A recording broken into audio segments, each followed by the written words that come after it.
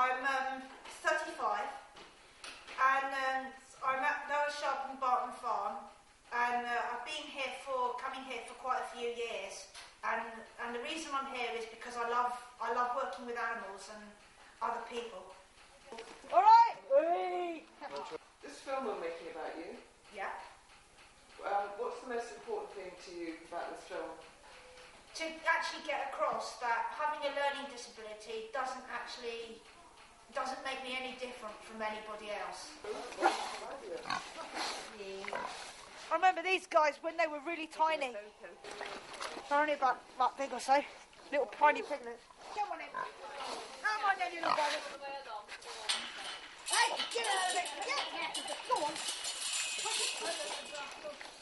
Yeah.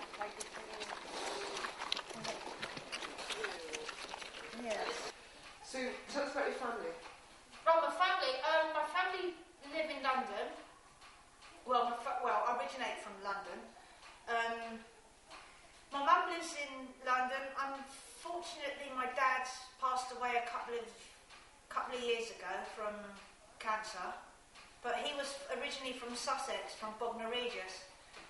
And my sister lives in Norfolk now. Great. So do you get to see them very often? Yeah, I get to see Tracy when I go home for my little breaks. I phoned up my mum. Good. I phoned up mum. Where does Mum live? Mum lives in London. Is she alright? Yeah.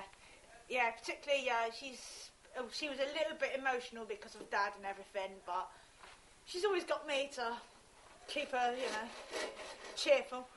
Yeah. Oh, you know me. Yeah. Betsy the cow. That's Buttercup. We should have one called Daisy. We have got one called Daisy. Yeah. Buttercups and Daisies. There. Buttercups and Daisies. Smiling on candy camera. She's not amused. She's not amused. What are you two doing, you little rascals?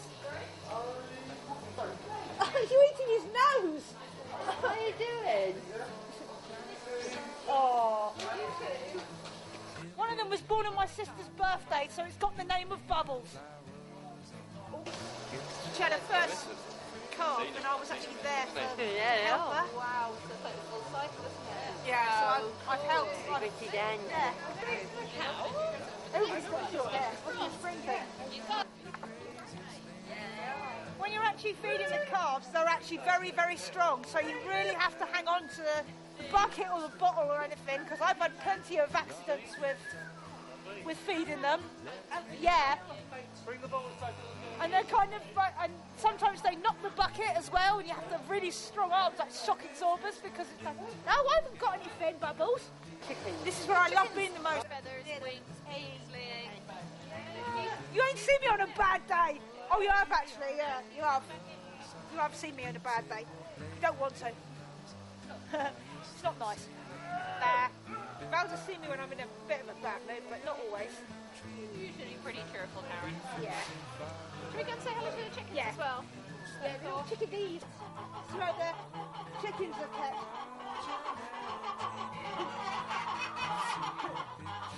They're all free-range eggs, so there's no battery hens or anything. They're all allowed to wander off down in the field and everything.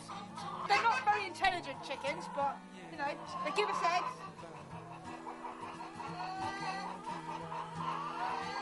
They're lovely, aren't they?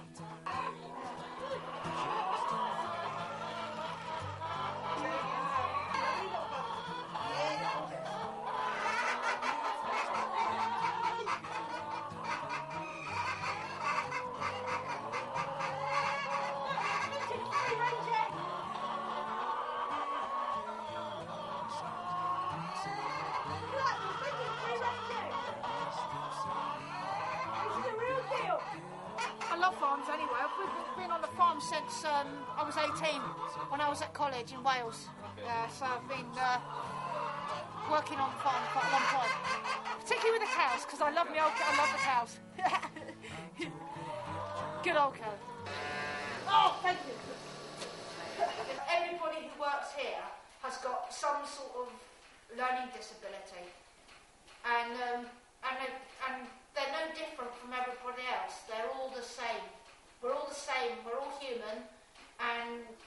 should understand that, you know, it doesn't change us. Yeah! There's this castle, I can't remember the name of it, because I'm useless with things like that, but they said it's the most haunted place in the Lake District. Like that kind of thing. I've been in some haunted places and I've actually been a little bit uneasy. Suddenly I just felt, you know, oh. The reason I love coming to the farm is because I get the freedom to be outside. I do love being outdoors. If I live in the city, I feel like a caged animal. That's why it's so important for me to have the space to go out. There you are. Happy!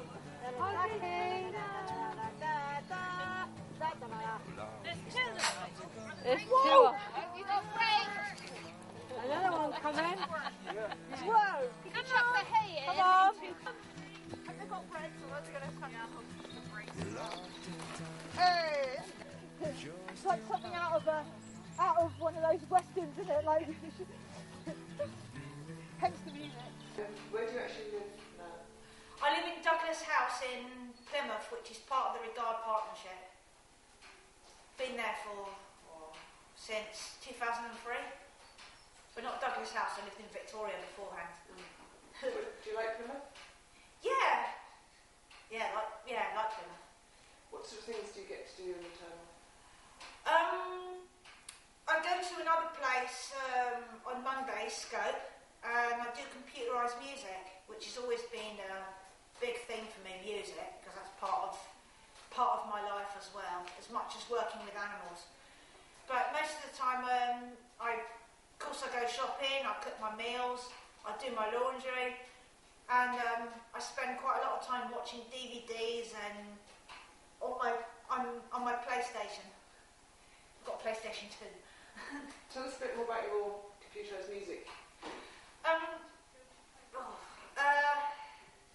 hopefully going to make a CD of my own music because I've been playing the keyboard since I was about 8 or something, or maybe older.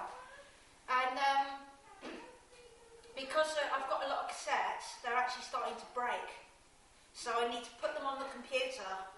But that's the way I express myself.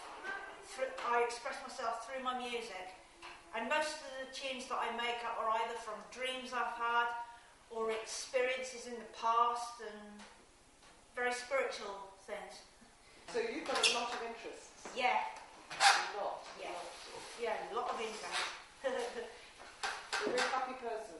Yeah, very happy. I'm very happy and full of jokes and laughing and singing, and sometimes I've been known to suddenly put my music on and literally dance around in my bedroom.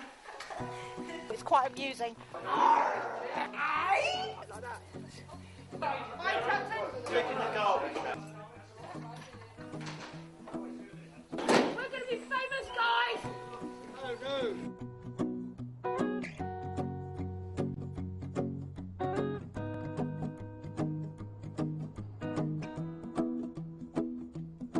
Well, you done me and you bet I felt it. I tried to beat you, but you're so hot that I melted. I fell right through the cracks.